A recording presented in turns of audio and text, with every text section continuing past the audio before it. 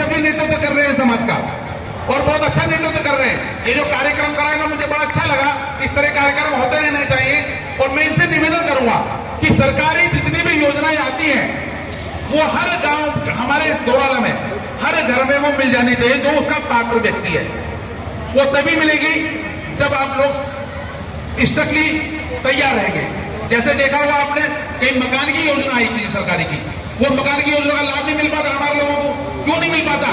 क्योंकि एक आय होती है उस व्यक्ति की, उस आय के अनुसार वो लाभ मिलता है। जैसे 40,000 50,000 का आय प्रमाण पत्र मिलता है। जब हमारे लोग आय प्रमाण पत्र बनवाने जाते हैं तो आय प्रमाण पत्र हमारे लोगों को पटवारी बनाने को तैयार नहीं होता।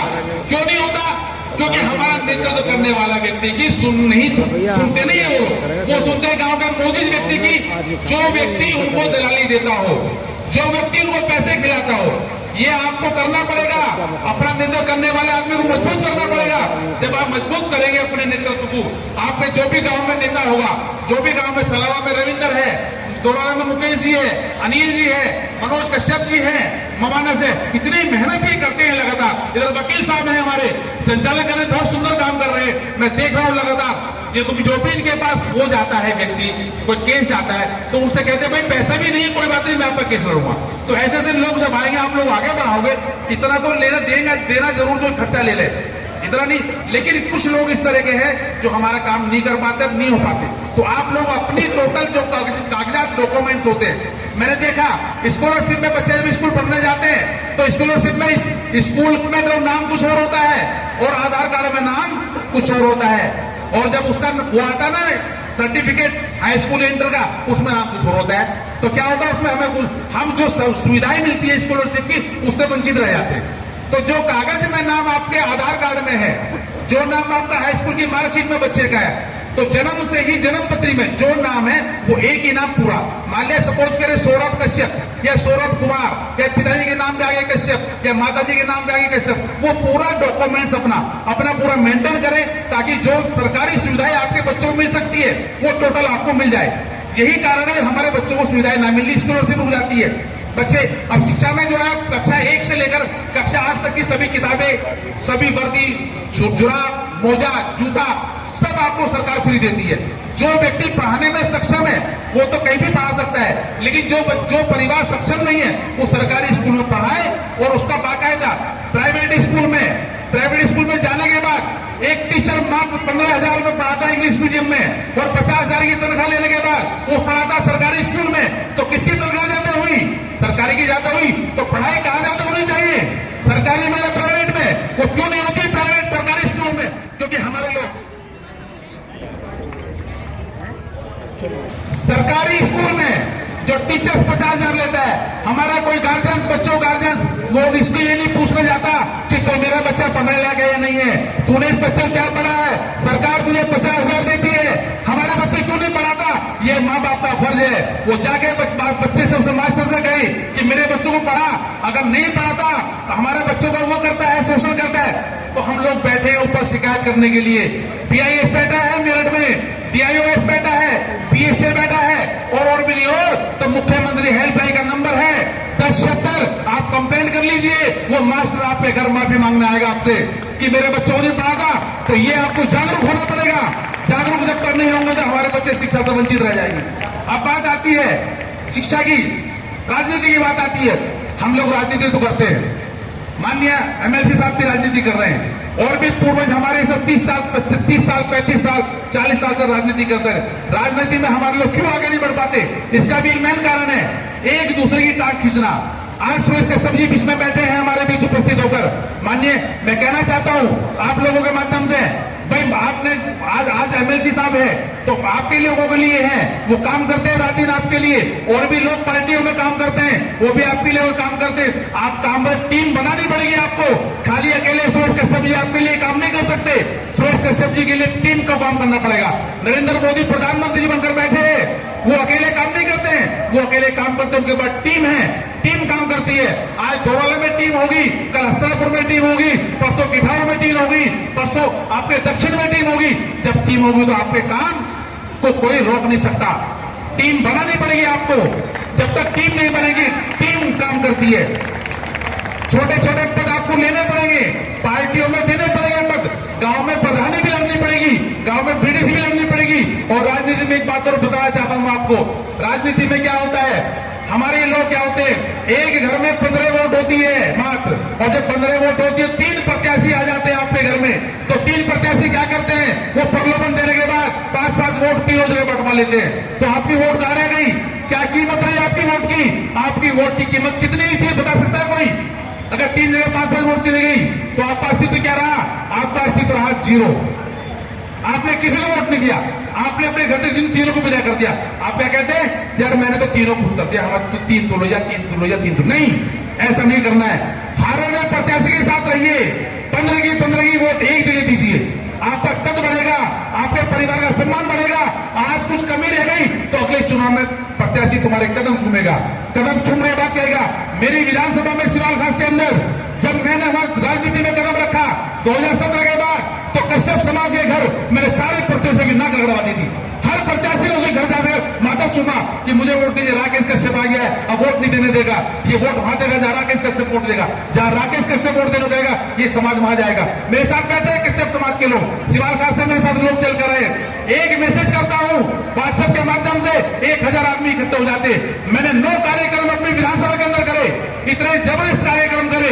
एक मेरे साथी केवल एक मेरा त्रिनेत्र कश्यप मौजूद बैठा है, वो केवल उसके सूचना पे मेरी व्हाट्सएप चलाता है, व्हाट्सएप के माध्यम से सूचना देता है, और जिस दिन कह दिया उस दिन लोग इकट्ठे हो जाते हैं। तो मैं ये चाहता हूं कि आप लोगों के माध्यम से आप लोगों को कोई व्यक्ति सूचना दे और इकट्ठा करने के लिए तो इकट्ठे हो जाइए ताकत के साथ, और ताकत के साथ इकट्ठे हो तो आपके प्रत्याशी, आपके परिवार के मुखिया, आपके घर के जो मौजूद व्यक्ति होते हैं उन सबकी सम्मान ना हो तो मुझे कह देना, मुझे याद कर लेना।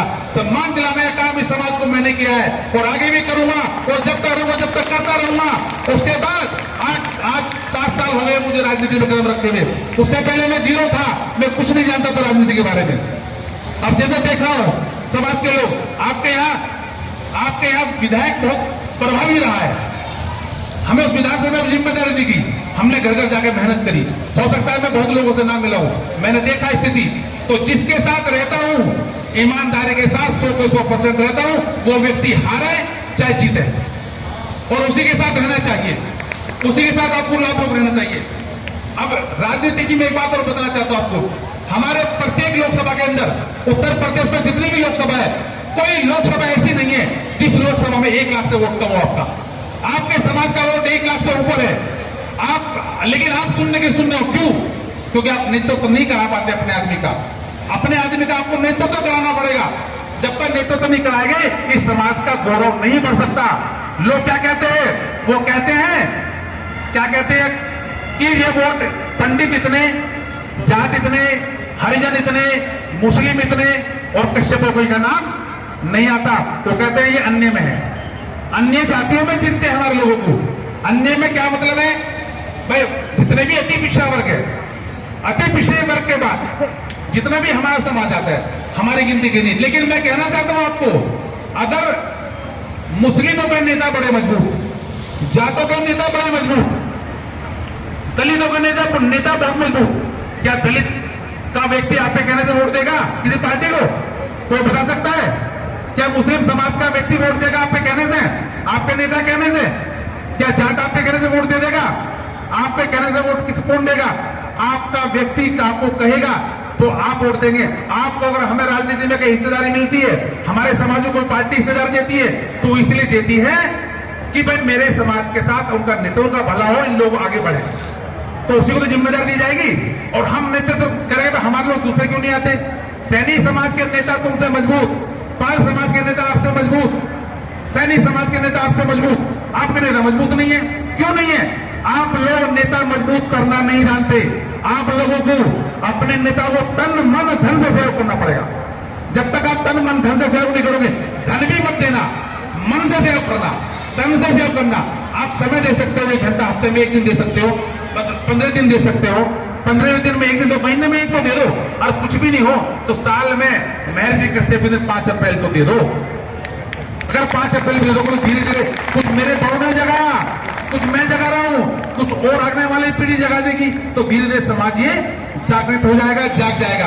और शिक्षा में मैं कहता हूं 2 रोटी कम खा लेना, बीड़ी बिल्कुल छोड़ देना, शराब मत पीना, बच्चों को पढ़ा लो। आरक्षण की भी आवश्यकता नहीं पड़ेगी। इस मेरठ के अंदर जो मेरठ का कप्तान था, इस कप्तान से पहले वो आपकी जाति का था, उसने कोई एससी का सर्टिफिकेट नहीं लगाया था।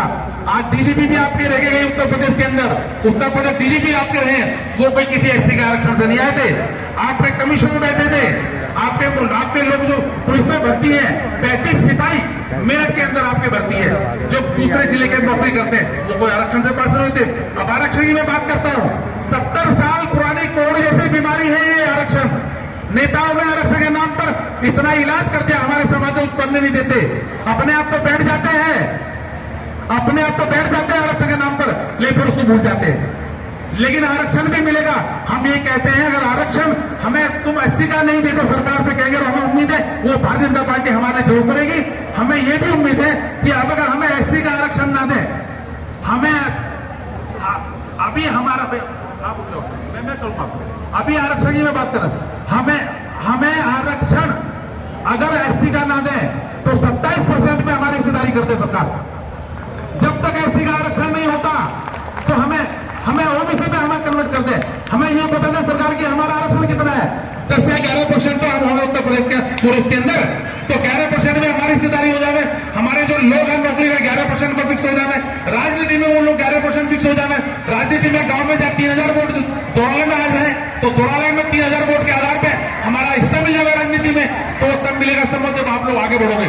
वकील साहब हमारे बीच उपस्थित है, ये भी मैं इनसे भी निवेदन करूंगा, ये भी अपनी विज्ञप्ति जो आने वाले चुनाव के अंदर एमपी चुनाव लड़ेगा तो एक विज्ञप्ति समाज के मतलब अपने एमपी को देंगे कि हमारा हिस्सेदारी जब तक एससी का नहीं होता तो हमारा आरक्षण ओबीसी में भी कर दें। कितना हमारा आरक्षण है?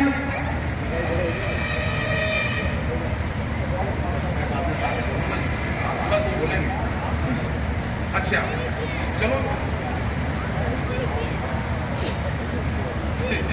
बस उसके बाद 2 बात में अपनी वाणी को विराम दूंगा, ज्यादा नहीं। लंबा बहुत कार्यक्रम है। समाजवादी की पटका सरकार थी 2004 के अंदर, माननीय मुख्यमंत्री रहे। अरे 2 बात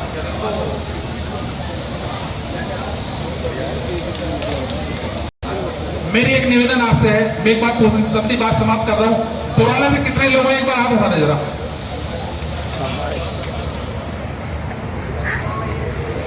वेरी गुड, बहुत बढ़िया।